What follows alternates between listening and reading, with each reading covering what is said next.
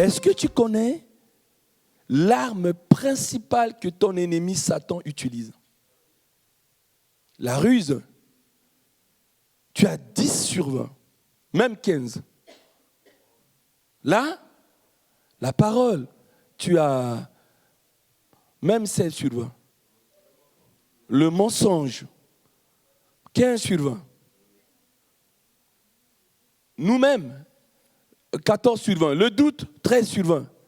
Vous voyez que c'est le message le plus important que votre humble serviteur qui a reçu de Dieu l'appel de l'enseignement a te donné ce matin. C'est important, hein? Vous savez, dans la maison, les parents peuvent préparer. Vous avez des parents bonnes cuisinières ou bons cuisiniers. Vous mangez, vous êtes tellement habitués au bon repas que vous ne vous rendez plus compte de ce que les parents font. Il faut qu'un jour, quelqu'un vienne à la maison et il va manger ce repas. Il va dire, oh, et souvent, lorsqu'on reçoit des visiteurs, nous, les pasteurs, on écoute toujours, ah, mais dis donc, quel bon repas on a eu ici. Est-ce que vos chrétiens s'en rendent compte? On dit, on ne sait pas, mais on voit les fruits, les vitamines qu'ils mangent leur font du bien. Ils se marient, ils se baptisent, ils progressent. Voilà, on voit, même s'ils ne reconnaissent pas. Mais le repas d'aujourd'hui, waouh! Waouh! Quelle est l'arme la plus redoutable de Satan? Tu dois garder ça toute ta vie. Quand mon père enseignant me dit, Josué, toujours s'écrira toujours avec un S à la fin, jusqu'à la fin de ta vie. Le péché, arme, 12 sur 20. L'amour, 12 sur 20. Division, 12 sur 20. Tentation. Vous voyez, ça confirme. Et je traîne encore, je n'ai pas encore entendu l'arme la plus redoutable. Parce que vous dites, la personne a ça, alors qu'il a l'arme nucléaire, vous ne savez pas. Il y a une arme principale qu'il utilise jour et nuit. Il y a même un verset qui dit que cette arme-là, il l'utilise jour et nuit. Je vous mets sur le chemin. La prière, 10 sur 20. La langue, 10 sur 20. C'est marqué dans le verset. Bientôt, ma grande amie chérie va nous montrer ça tout de suite. C'est pas que le chéri d'Aurélien. Voilà, tout de suite. Elle va nous montrer, hein, je ne veux pas traîner, voilà. Ça, c'est marqué que cette arme-là, il l'utilise jour et nuit, c'est marqué. Apocalypse 12, 10, c'est parti. Partie B. Partie B. Quoi? J'ai entendu un mot. Qui a dit ça? Ah ah, c'est mon ami. Apocalypse 12, 10. J'entendis dans le ciel une voix qui disait maintenant le salut. Moi, je cherche la partie B. Voilà, notre Dieu et l'autorité de Christ, car il a été précipité, l'accusateur de nos frères, celui qui les accuse devant notre Dieu, jour et nuit. C'est l'accusateur des frères. Il y a plusieurs attributs du Saint-Esprit, mais il y a un attribut qui semble même être c'est devenu le nom de l'Esprit de Dieu. C'est Saint-Esprit, Holy Spirit. Alors qu'on pouvait dire simplement l'Esprit de Jésus, l'Esprit de Dieu. Mais non. Il y a une caractéristique principale du Saint-Esprit, c'est qu'il est saint. C'est pourquoi quand vous voyez beaucoup d'esprits dans le monde, ils peuvent être puissants, ils peuvent faire du miracle, mais vous voyez que ce n'est pas saint. Hein? Vous voyez des gens, ils font chut, quelqu'un guérit, ciao, miracle, ciao.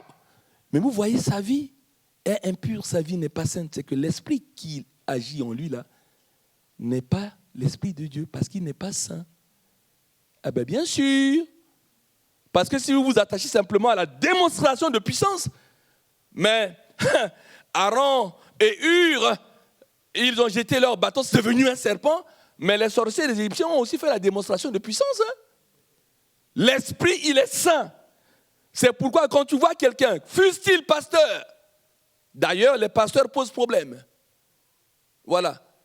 Et quand vous allez dans la Bible, Jésus dit, mais vous avez prêché en mon nom, vous avez fait des miracles en mon nom, mais je dirais que je ne vous connaîtrai pas. Quel est le signe? Ça amène la confusion.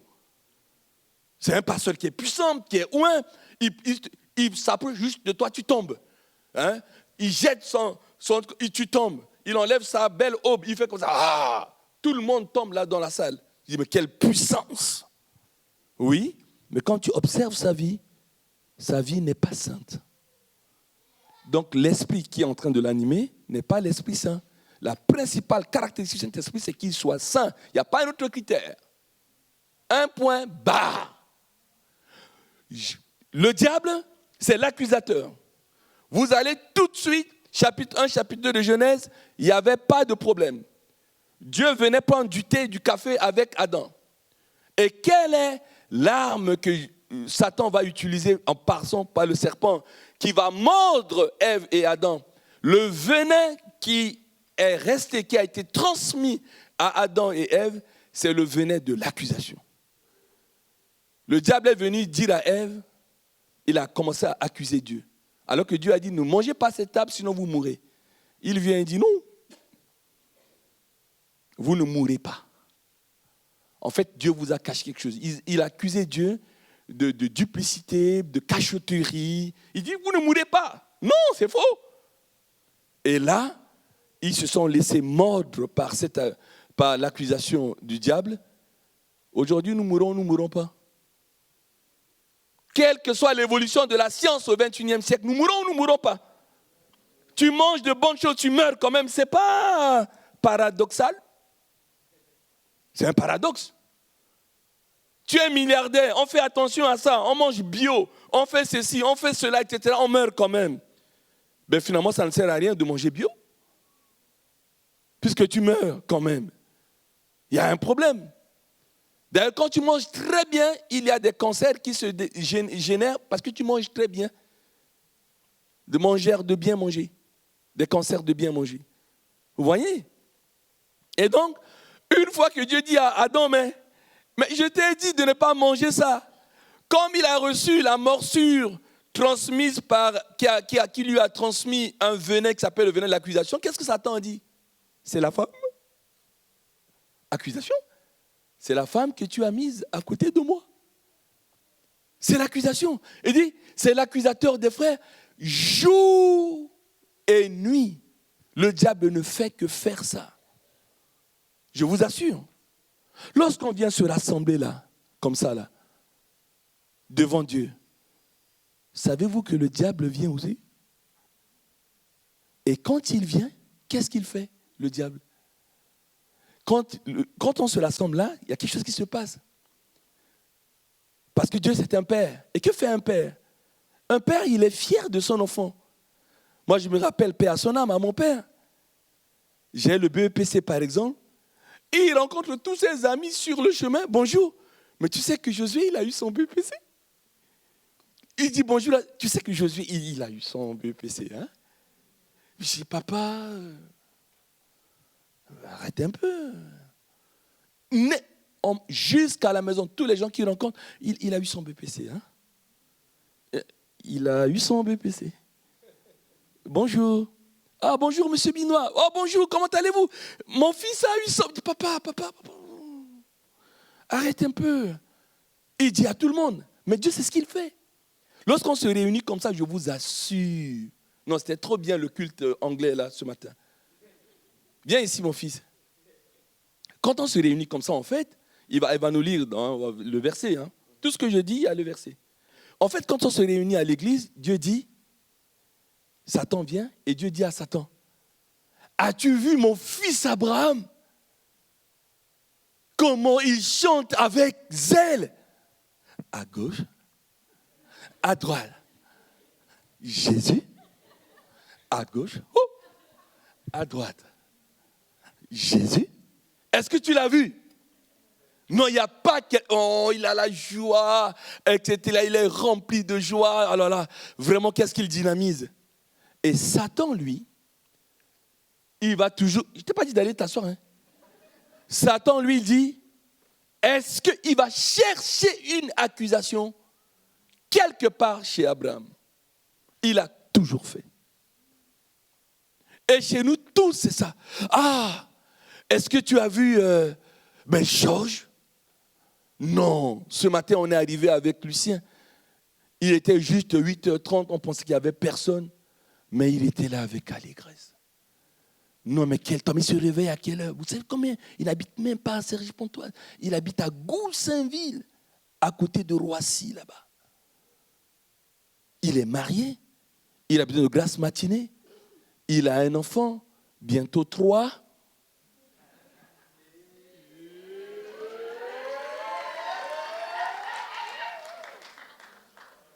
Bientôt 3. Voilà, vous avez bien compris qu'il y a des jumeaux qui passent par là. En français courant. Voilà. Mais il va laisser tout ça. Prendre sa voiture. La trésorière de l'église, je ne sais pas si elle a pensé un jour lui donner de l'essence, je ne sais pas.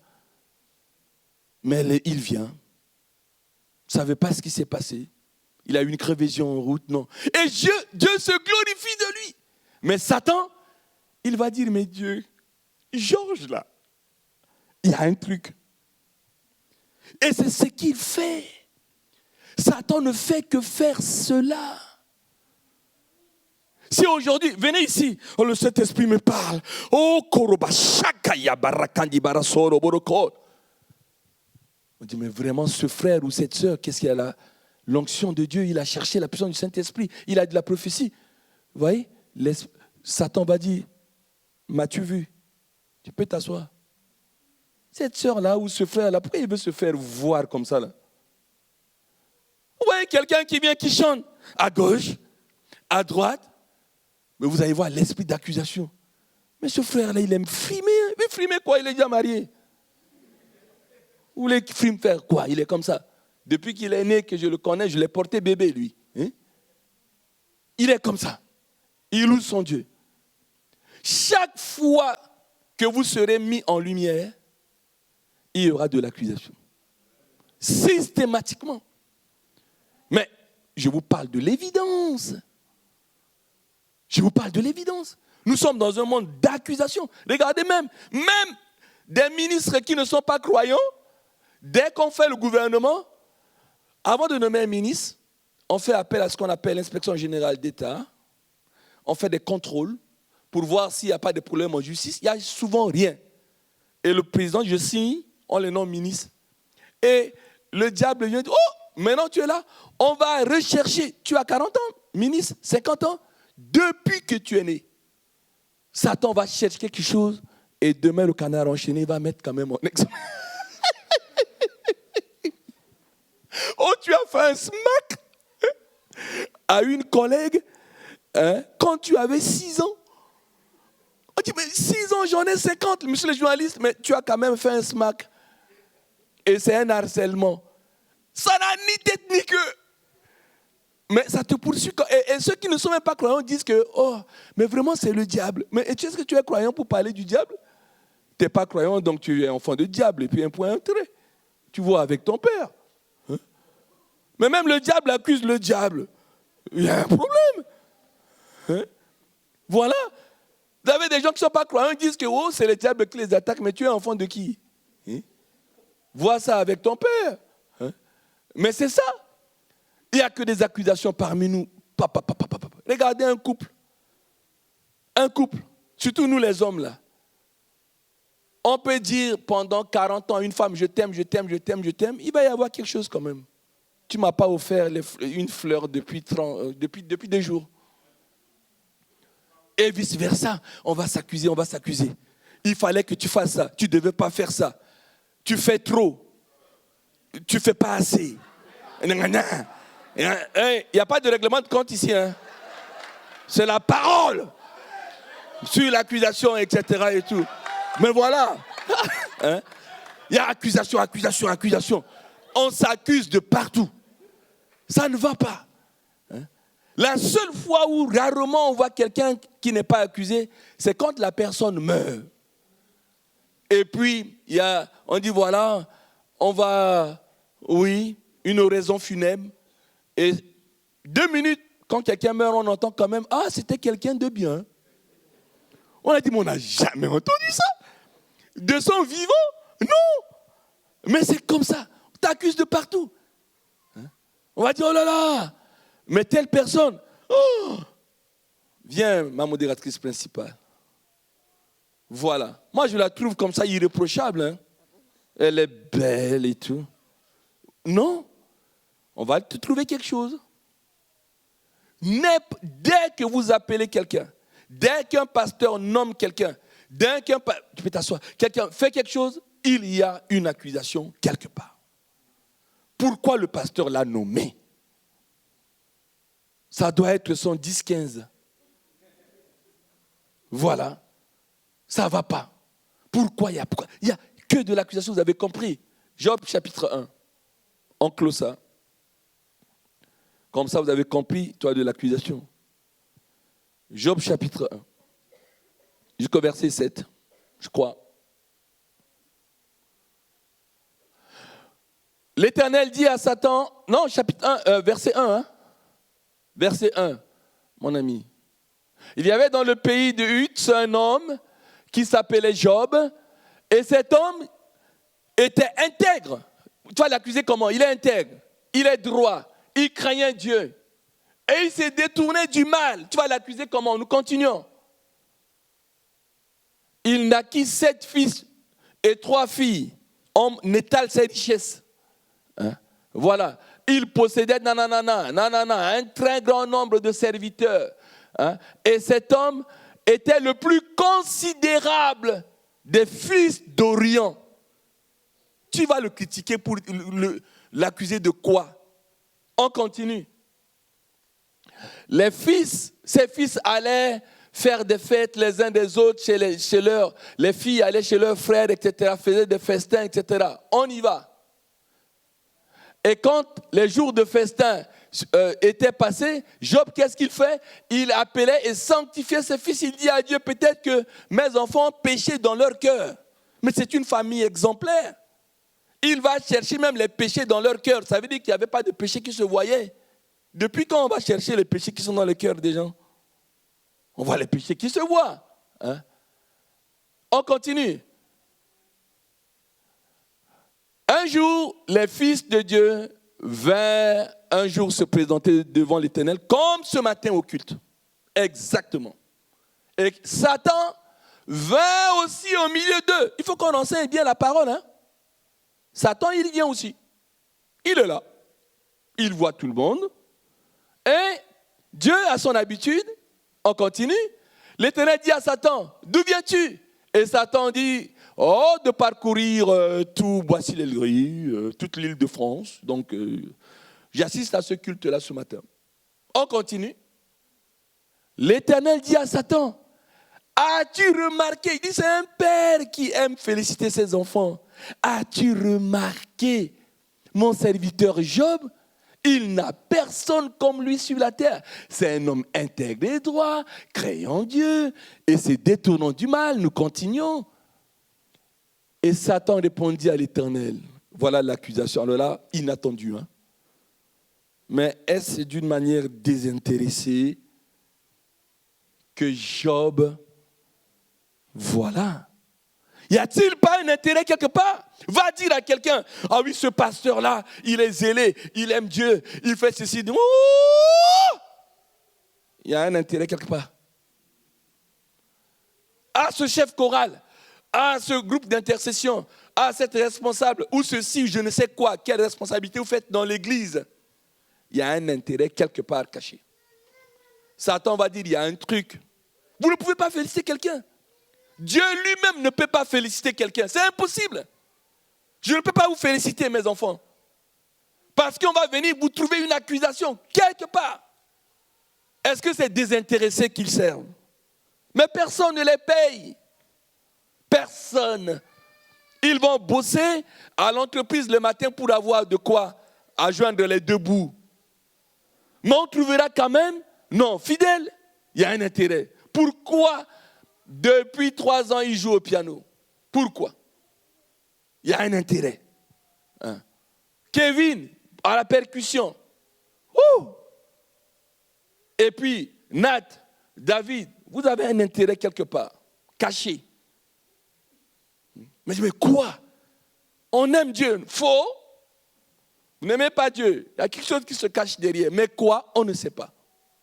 il y a une accusation quelque part. Vous avez compris, je termine sur ce chapitre 1. Maintenant qu'il nous a accusés, il nous donne maintenant de nous accuser. Comme on a le venin, tout ce qu'on peut appeler calomnie, parole négative, tout ça c'est de l'accusation. Tu ne peux pas féliciter un frère, tu ne peux pas l'encourager, tu ne peux pas faire quelque chose. Parce qu'il faut trouver quelque chose pour lui reprocher. Dès que tu vois quelqu'un, oula, on a tellement le venin de l'accusation que ça vient. Coucou, on utilise même la prophétie pour accuser. C'est ça, hein? Si je vois que ma sœur Elisabeth, elle sert Dieu, etc. et tout, mais voilà, viens mon petit canard des îles, tu es bien habillé ce matin. Voilà. On se met à la féliciter, la sœur, etc. et tout. Tu verras quelqu'un qui va venir, même voir le pasteur. Hein. Il dit, pasteur, Dieu m'a dit que la sœur que tu as fait venir ce matin-là, la sœur martiniquaise, là, avec son habit bleu, je te voyais, etc., la féliciter. Mais Dieu m'a dit qu'elle a un esprit d'orgueil. Hein. Elle a un esprit de mépris. Sœur, tu peux t'asseoir. Et les pasteurs, ils sont perdus. C'est pas vrai, pasteur Dani. Quand on se voit les mardis, on n'est pas perdu avec toi. Je dis, mais, grand frère. Je dis, petit frère. Grand frère. Je dis, petit frère. Mais t'as entendu ça? Oui. Mais il ne fallait pas féliciter. Mais pourquoi on ne peut pas féliciter? Oui, mais... Aïe. Quand tu as fait venir la sœur Elisabeth, là, j'ai eu 5 coups de fil. Hein. J'ai dit, ah bon? Cette semaine-là, oui, mais pourquoi? Mais tu as dit que, voilà. Moi, je ne veux pas vous choquer. Hein. Mais dimanche, j'ai vu Sylvianelle. Ouh, j'ai kiffé. Elle était avec le talon et tout, comme Marie-Jo. Marie-Jo, quand elle était... Excusez-moi, c'est ma fille quand même. Elle était là comme ça, toujours avec son talon sérieux, ou comme il vous dit, là, ils sont longs comme ça, là, 6 mètres. Mais j'étais là, je regardais Sylvianelle. J'ai dit non, je prends le micro. J'ai dit non. On vient trop me voir à cause des mini-jupes de chrétiens. Là, j'en profite pour féliciter quand même. Question.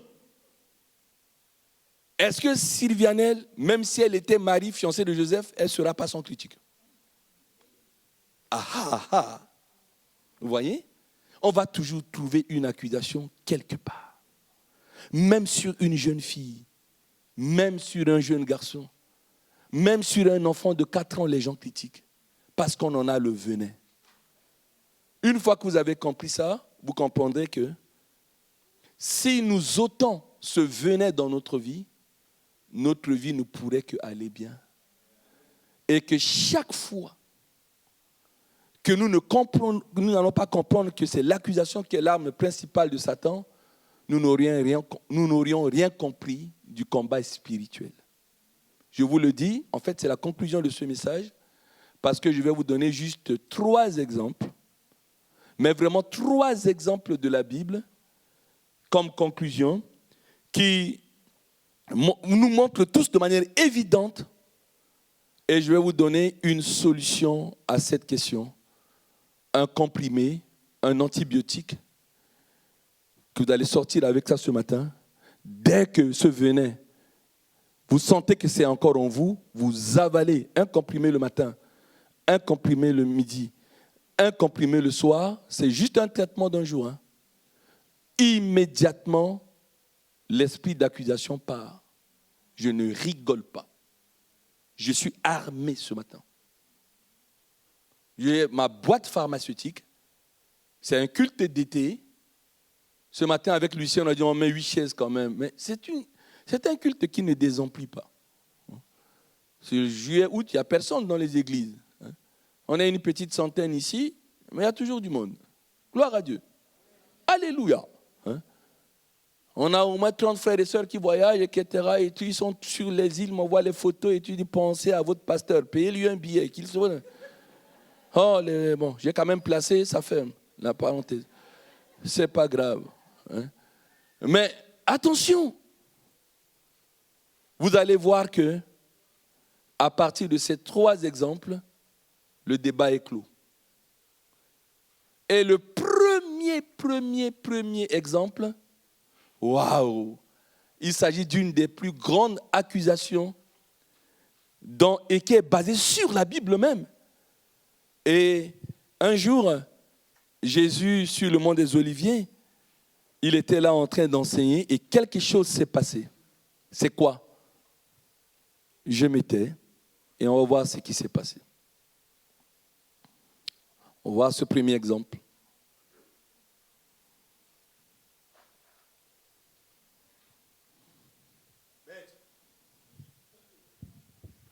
Maître, nous avons découvert cette femme en plein adultère.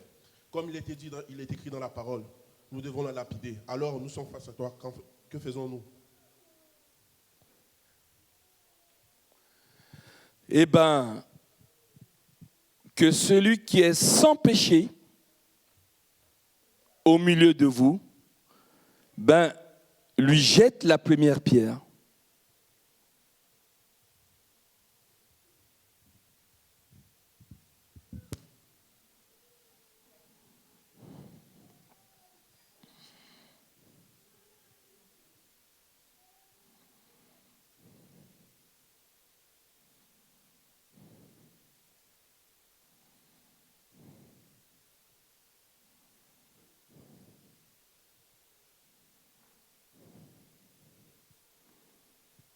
Femme,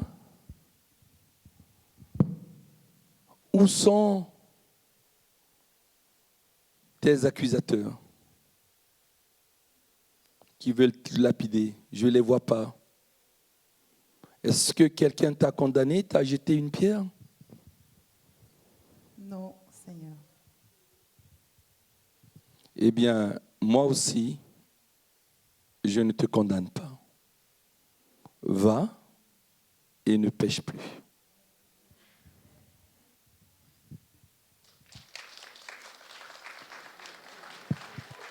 Jean chapitre 8, versets 1 à 11, conclut le premier exemple et on passe au deuxième exemple. Jean chapitre 8, versets 1 à 11. Jésus se rendit à la montagne des Oliviers. Mais dès le matin, il alla de nouveau dans le temple et tout le peuple vint à lui. S'étant assis, il les enseignait. Alors, les scribes c'est les intellectuels, hein, les écrivains, ceux qui étaient garants des Écritures, hein, c'est pas n'importe qui, quoi. Voilà, ils lui amenèrent une femme surprise d'adultère, on l'a vu, et le plaça au milieu donc, du peuple, au milieu, ils dirent à Jésus, Maître, cette femme était surprise de flagrant délit d'adultère. Mais dans la loi, Moïse, dans la loi, nous a donné de lapider de telles femmes. Toi donc, que dis-tu? Le reste est très important.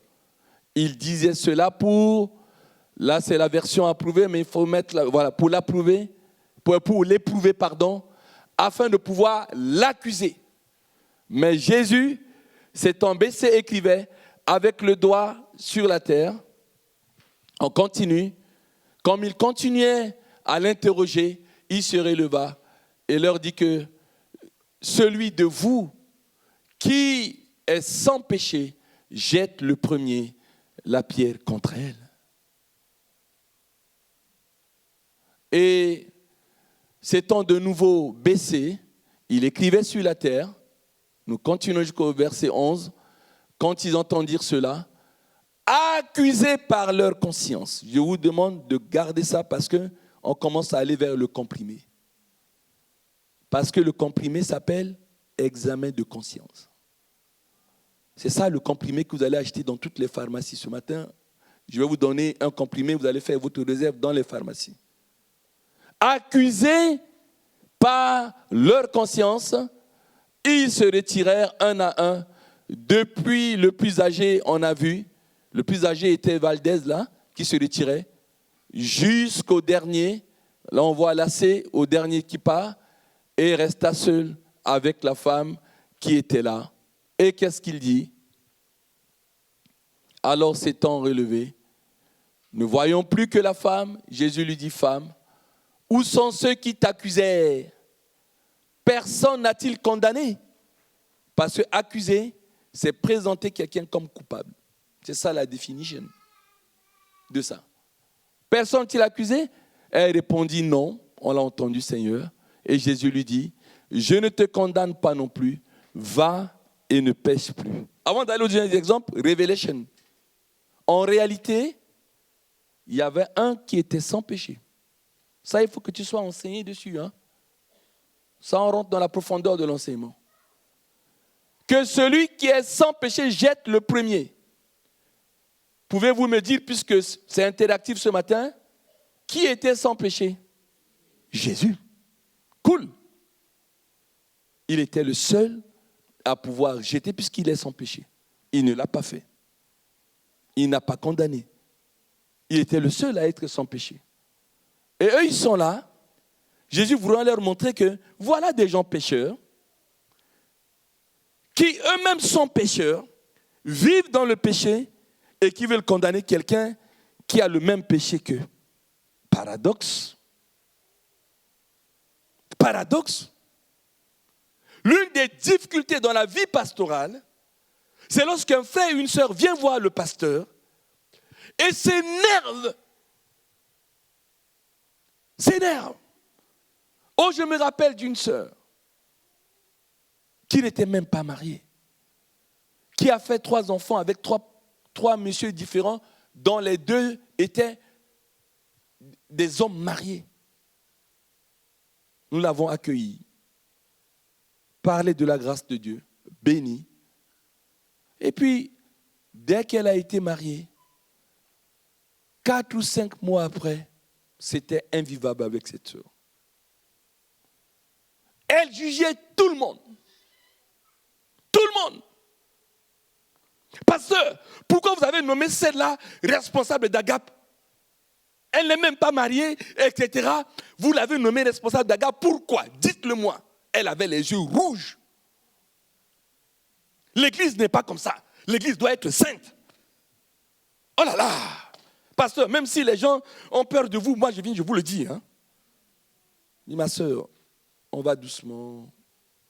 Laisse-la servir, Dieu va avoir patience. Quand cette heure est partie, ma femme qui ne s'intéresse pas par désintérêt, mais par respect de mon ministère, elle ne va pas chercher jamais à savoir. Mais cette fois-ci, elle a écouté. Tellement qu'elle a crié. J'ai dit à ma femme, tu te rappelles de cette sœur? Oui. Tu as vu dans quelles conditions elle est venue à Dieu et son mari? Oui. Mais regarde comment elle est dure maintenant avec les autres. C'est comme ça. C'est la vie spirituelle qui est comme ça. Regardez-moi des gens qui viennent ici avec... Vous avez vu le caillou qui était entre les mains de Allégresse ou de Valdez? Ils ont trouvé où? Je ne sais pas. Ce n'est pas moi qui les ai donnés. Hein? Ma fille qui vient de Lyon, une belle métisse, hein? Ils veulent me la lapider. Bon, si son mari apprend là-bas qu'elle a fait l'adultère à Paris, pendant son vacances, on va faire... Ça a des problèmes, ça. Heureusement, ce n'est plus enregistré. Hein? Hein? On veut venir lapider Mélène qui nous a fait la méditation ce matin. Il y a un problème. Il y a un problème. Et ceux qui veulent exiger cette justice, eux-mêmes ne sont pas justes. Ah, deuxième exemple. Encore une histoire de mort. Alors cette histoire, exprès, on ne va pas le lire, on lira juste la conclusion de 2 versets, mais je vous assure, s'il vous plaît, ça, à la maison, lisez ce soir, aujourd'hui, Genèse 38. Une très, très, très belle histoire. Genèse 38. Une belle histoire. On vous dit que dans Genèse 38, on vous dit que c'était un homme qui s'appelle Judas, l'enfant d'Israël. Il prend une femme, il fait 3 enfants, Er, Onam et Shelah. Et son premier fils se marie avec une fille qui s'appelle Tamar. Et il était tellement méchant aux yeux de l'Éternel que l'Éternel l'a fait mourir. Comme c'était la tradition à l'époque. Le père dit au deuxième fils, Onam, mais prends la femme de ton frère pour lui faire une postérité. Ok? Il prend la femme, c'était conforme à la tradition à l'époque. Sauf que quand il couche avec la femme, il verse son spermatozoïde par terre. On appelle ça dans la Bible la semence. Parce qu'il dit, si j'enseigne cette femme, la postérité sera à mon frère, pas à moi. Donc il s'est montré méchant. Il a des rapports sexuels, mais il verse son spermatozoïde par terre. C'est la Bible qui le dit. Voilà. Et donc ça a déplu à Dieu. Il a vu qu'il ne veut pas faire la postérité à son frère, qui le fait aussi mourir. Alors Judas a eu peur pour que Shelah, le dernier, ne fasse pas pareil. Il dit à sa belle-fille, retourne chez tes parents, et le dernier, quand il va devenir grand, eh bien tu vas venir te marier avec lui, comme ça il va faire une postérité. Sauf que Shelah grandit, mais Judas ne prend pas, ne donne pas Shelah à Tamar. C'est injuste. Et un jour, Tamar va apprendre que son beau-père va aller quelque part, voilà, pour tondre ses brebis. Qu'est-ce qu'elle fait? Elle se déguise en prostituée. Et comme elle connaît bien le chemin, elle va dans un village là, elle se passe pour une prostituée avec rouge à lèvres et tout. C'est pas qu'elle prostituée mette rouge à lèvres, non. C'est une manière de parler. Mais elle ne sait même pas comment elle se déguise les prostituées. Elle se déguise en prostituée, quoi. Et là, lui, il vient partir. Voilà. Il voit la femme. Il veut coucher avec elle. Il dit, ah non, prostituée, c'est vendre son corps pour de l'argent. Il dit, mais qu'est-ce que tu me donnes comme... on négocie d'abord le prix. Il dit, bon, je te donne le prix d'un chevreau. Je couche avec toi. J'arrive là où il y a mon cheptel. Et je t'envoie un chevreau. Et là, la fille, elle est maligne. Elle a dit, qu'est-ce que tu me donnes en garantie que tu vas m'envoyer un chevreau? Voilà. Et il y avait des instruments entre lui. Et la dame a dit, ok, mais donne-moi ces instruments-là avant que tu couches avec moi. On lui donne les instruments, il couche avec la femme, il va là-bas, il envoie un chevreau par son serviteur qui vient, qui ne trouve pas la prostituée. Il demande au village, y a-t-il pas une prostituée ici? On connaît tous la place des prostituées. Ici, c'est dans la forêt d'Acher. Ne me dites pas comment j'ai compris ou j'ai connu. On ferme la parenthèse, mais c'est là-bas. Voilà. On sait tous là où il y a les prostituées dans le coin. Voilà. Et donc, on dit, oh, mais ici, dans ce coin-là, il n'y a jamais de prostituées. Ah bon? Oui. Et on va lui dire, Judas, on ne sait pas où tu as trouvé cette prostituée, mais il n'y en avait pas. Qu'est-ce qui se passe? Il dit, bon, on laisse comme ça pour ne pas qu'on ait honte. 3 mois, le texte dit ça. 3 mois plus tard, on vient informer Judas. Et on lui dit, ta belle-fille s'est prostituée. Il s'est prostitué. Et elle est même enceinte. Elle s'est prostituée, pardon. Et elle est même enceinte. Waouh! Waouh! On a vu la colère de Valdez tout à l'heure. Mais là, Judas s'est mis en colère. On va le lire tout de suite. Mais on va voir. Elle va dire, sortez-la. Et qu'on la punisse de mort. Et on va assister maintenant comment on va sortir Tamar pour qu'on soit puni de mort. On attend une seconde, on voit comment Tamar vient.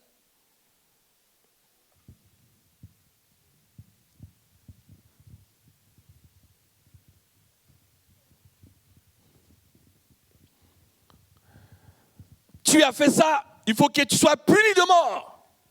Je t'ai promis pourtant à mon fils. Tu t'es prostitué, maintenant, il faut que tu sois puni de mort.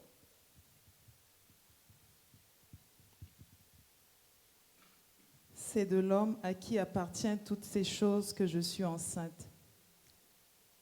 Reconnais, je te prie, à qui appartient ce cachet.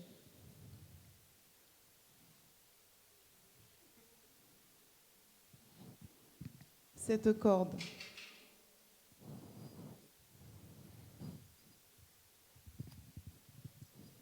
Et ce bâton.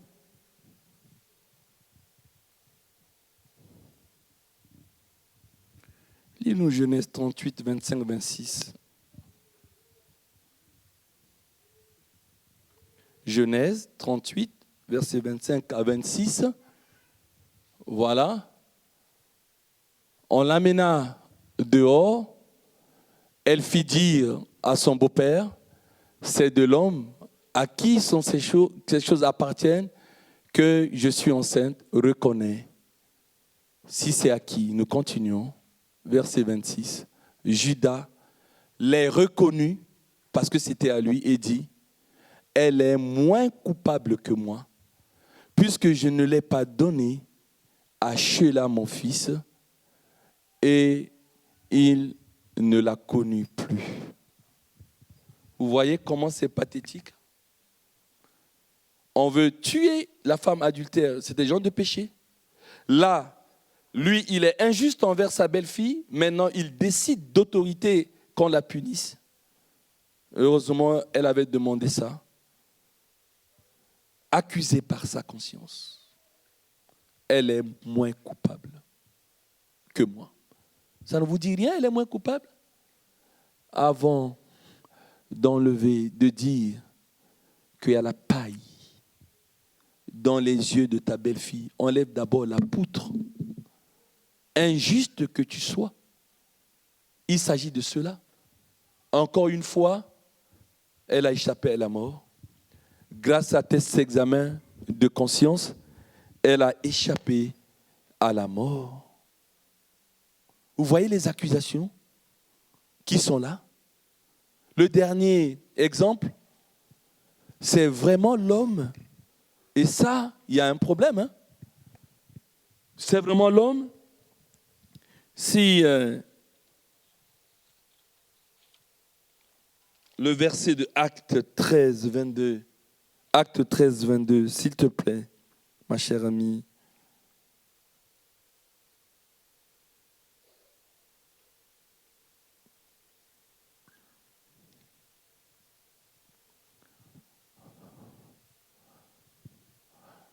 Dieu rejette donc Saül et suscita pour roi David, auquel il a rendu un témoignage.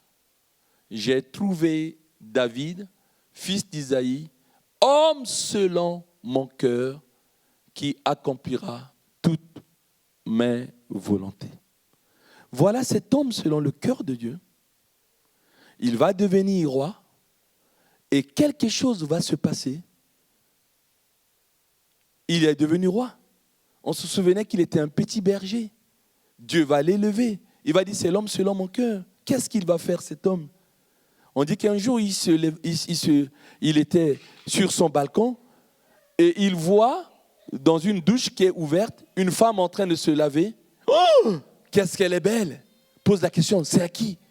On dit, c'est la femme d'un de tes lieutenants qui est encore au combat. Qu'est-ce qui se passe? Eh bien, dit, manu militari, hein. On appelle ça une séquestration, on appelle ça un enlèvement. On va enlever la femme, hein. Manu militari, on amène cette femme, il couche avec. Et au moment où il couche avec cette femme nommée Bathsheba, eh bien, elle conçoit. Elle tombe enceinte. Et tout ce que vous avez dit, vous avez raison, vous avez eu 15 sur 20, il y a la ruse, etc. Et tout. Le serpent est l'animal le plus rusé. C'est pourquoi chaque fois qu'il y a un péché, il y a une ruse dedans. Il y a toujours une ruse dans un péché, obligatoirement. Et donc, il va ruser, il va maintenant envoyer qu'on ramène à la maison ce lieutenant, ce capitaine, ce soldat. Il revient et le roi lui fait manger, gentil avec lui. Il a dit, je te fais une grâce, méditation de ce matin, une faveur. Tu as beaucoup combattu, je t'accorde 3 jours de congé. Va à la maison, passe du temps avec ta femme. avant de retourner au combat. Sauf que c'est un soldat consciencieux. Et donc lui, il sort de la table du roi, au lieu d'aller chez lui, puisqu'ils sont dans un même camp, hein, il dort avec les gardes-corps de David. Et pendant 3 jours, David qui espérait qu'il va coucher pour qu'on lui donne... ça ne date pas d'aujourd'hui. Hein. Il y a plein de femmes qui sont en grossesse, qui font passer l'enfant pour l'homme avec qui ils vivent, alors que l'enfant n'est pas pour l'homme. C'est vieux comme le monde, ça. Quand je provoque beaucoup ma femme, un jour, elle dit, tu es sûr que les enfants sont à toi? C'est ce qu'elle me dit. Hein. On est dans l'église, il faut dire la vérité. Et je lui en veux beaucoup. Je dis, mais oui, mais il me ressemble et tout. Il a dit, est-ce que tu es sûr que c'est à toi? Après, elle dit quelle blague. Oui, mais ce qu'elle dit est vrai. Nous, les hommes, il n'y a que Dieu hein, qui sait. On dit que tout enfant est vraiment enfant de la maman, mais du papa. That is the question. Et c'est raté, la ruse de David.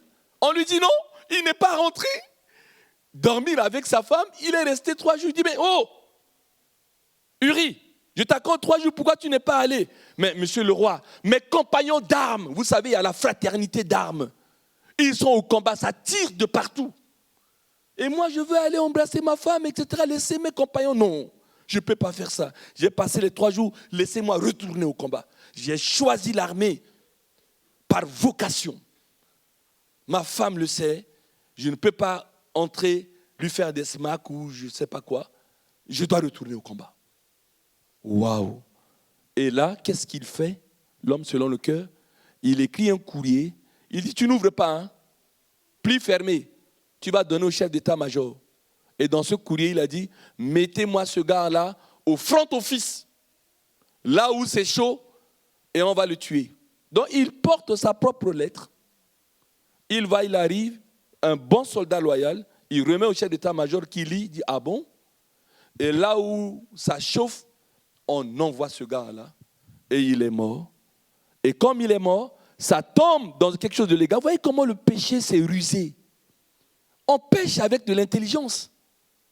Tu ne vas pas comme ça aller voler un manteau comme ça à Auchan. Tu vas amener un ami qui va discuter, au moment où il discute avec la caissière.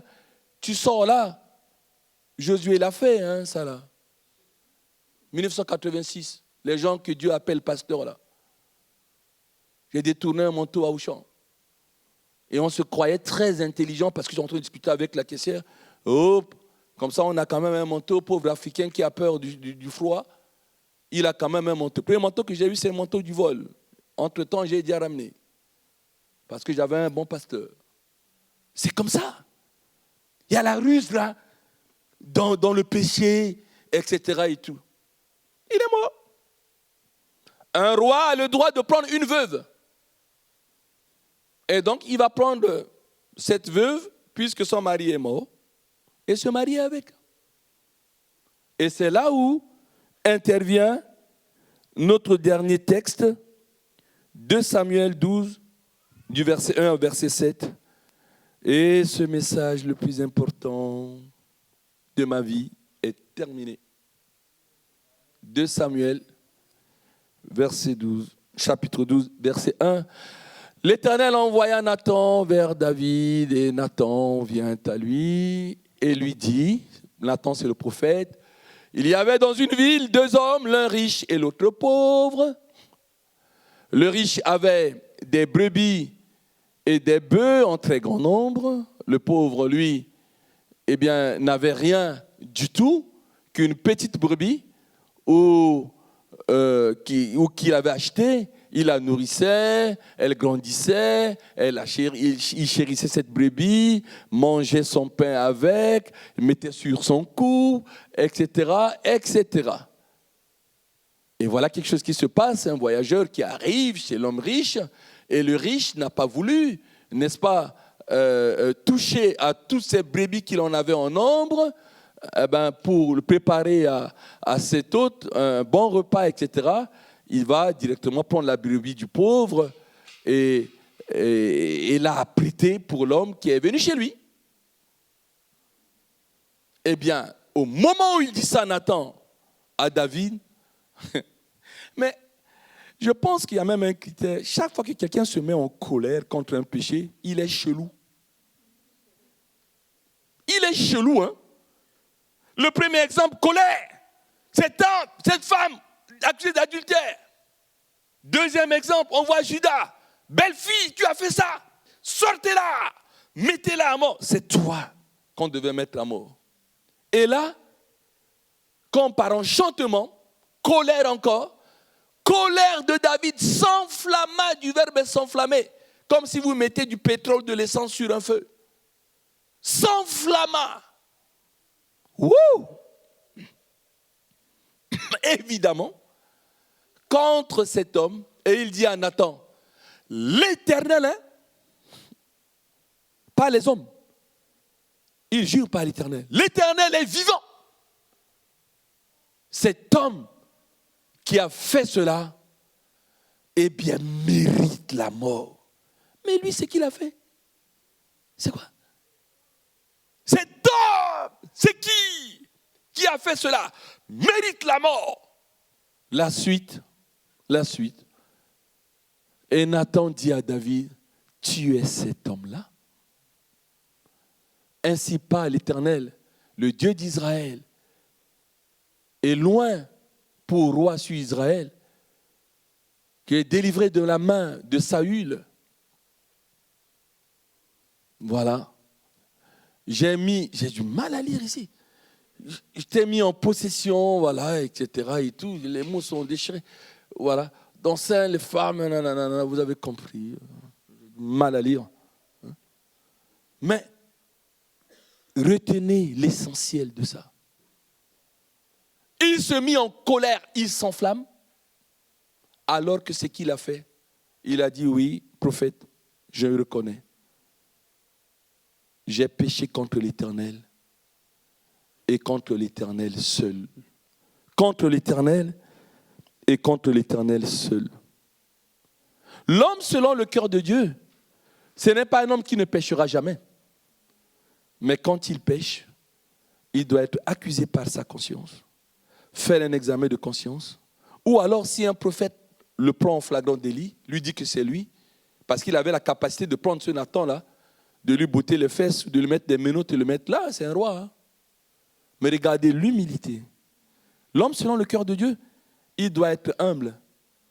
Quand il pêche, il doit être attristé. Il doit reconnaître qu'il a péché contre l'Éternel.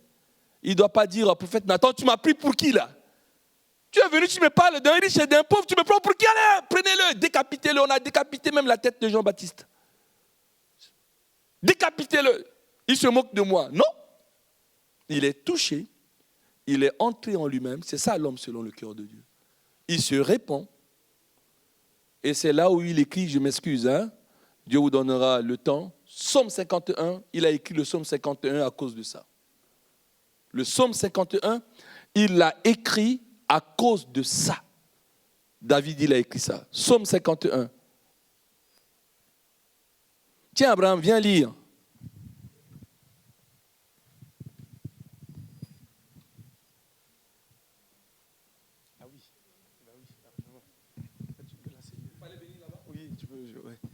Lorsque Nathan le prophète vint à lui, après que David fut allé vers Beth-Shéba, « Ô Dieu, aie pitié de moi dans ta bonté, selon ta grande miséricorde, efface mes transgressions. Lave-moi complètement de mon iniquité et purifie-moi de mon péché. Car je reconnais mes transgressions et mon péché est constamment devant moi.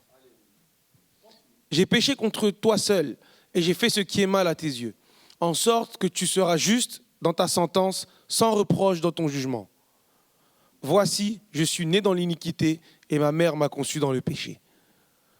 Mais tu veux que la vérité soit au fond du cœur, fais donc pénétrer la sagesse au-dedans de moi. Purifie-moi avec l'hysope et je serai pur. Lave-moi et je serai plus blanc que la neige. Annonce-moi l'allégresse et la joie et les os que tu as brisés se réjouiront. Détourne ton regard de mes péchés, efface toutes mes iniquités. Ô Dieu, crée en moi un cœur pur, renouvelle en moi un esprit bien disposé. Ne me rejette pas loin de ta face, ne me retire pas ton Esprit Saint. Rends-moi la joie de ton salut et qu'un esprit de bonne volonté me soutienne. J'enseignerai tes voies à ceux qui les transgressent et les pécheurs reviendront à toi. Amen. Mes soutiens, vous avez compris. Et si vous devez tout oublier ce que le Saint-Esprit m'a mis à cœur ce matin, retenez la phrase que je vais dire maintenant. Chaque fois, chaque jour, puisque l'ennemi t'accuse chaque jour par les frères et sœurs, et même toi-même tu t'accuses. Tu dis, je ne suis méchant, je suis ceci, on s'accuse soi-même. Vous avez compris? C'est un long message, je ne peux pas l'amener comme ça. Mais je résume. N'attends pas que ton péché soit révélé. Chaque jour, il faut faire un examen de conscience. C'est ça qu'on appelle le culte perso. Avant d'aller dormir, toute la journée, entre dans ton cœur. C'est pour ça que Proverbe 4, 23 dit, garde ton cœur plus que toute autre chose. S'il y a la méchanceté, il y a de la magouille, il y a le truc dedans, n'attends pas qu'un Nathan vienne le dire pour que tu le reconnaisses. Demande pardon. Parce que dans notre cœur, là, il y a beaucoup de choses. Et souvent, on condamne les autres parce que notre péché n'est pas révélé. On fait l'adultère et on va condamner avec des gros cailloux parce que le nôtre n'a pas été révélé. Et le secret de ce message, c'est que Dieu sait. Et donc chaque jour, demande pardon. Même si les autres ne savent pas. Même si les autres pensent que tu es saint. Grâce à l'examen de conscience, c'est cela. Et merci à la modération parce que je dis ce message doit être apporté avant la Sainte Seine. Et la Sainte Seine, on ne le fait pas tous les dimanches, ça dépend de l'argent. Hein. Quand les gens visitent ici, ils disent, mais ce que j'ai aimé, c'est que j'ai pris la Sainte Seine dans votre église. Je dis, pourquoi? Pourtant, tu m'as dit, tu es chrétien. Oui, mais dans mon église, c'est 2 fois dans l'année. 2 fois dans l'année, la Sainte Seine. Pourquoi? Parce que les gens ont peur de s'examiner. Oh, on ne doit pas avoir peur de s'examiner. Du lundi au samedi, je m'examine dans tout mon culte personnel. Et le dimanche, grâce à l'église qui offre la Sainte Seine, c'est une grâce merveilleuse. Je m'examine, je demande pardon à Dieu. Personne ne te condamnera. Puisque tu as demandé pardon. Et il est le Dieu de pardon. Donc par l'examen de conscience, tu ne vas pas connaître ce que David a connu. Par l'examen de conscience, tu ne vas pas connaître ce que Judas a connu, etc., etc. Le comprimé, vous l'aviez compris, c'est l'examen de conscience perso. Tu es dans les toilettes, tu es dans ta chambre, etc. Entre en toi. Et si tu vois qu'il y a quelque chose qui ne va pas, arrête de tourner ça comme des prophéties ou de ceci, des accusations, etc. Demande pardon, un point, un trait. Et comme ça, tu vas sentir un bon parfum et tu seras l'homme selon le cœur de Dieu. Modératrice, tu te débrouilles avec le reste du programme. Alléluia. Merci.